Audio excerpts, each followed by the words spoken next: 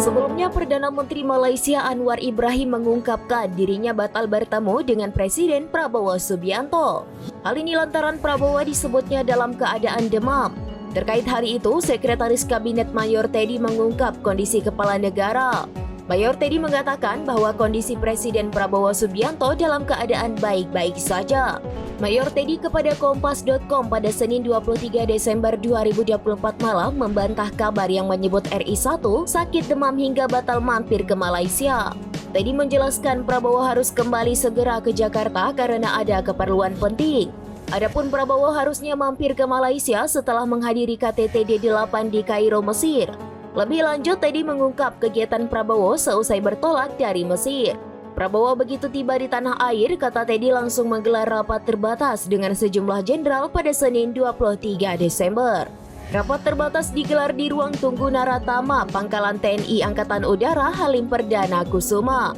Rapat tersebut membahas persiapan keamanan menjelang Natal 2024 dan Tahun Baru 2025. Presiden menyoroti pentingnya langkah-langkah strategis untuk menghadapi puncak pergerakan massa dan aktivitas masyarakat selama Nataru guna memastikan keamanan dan ketertiban publik.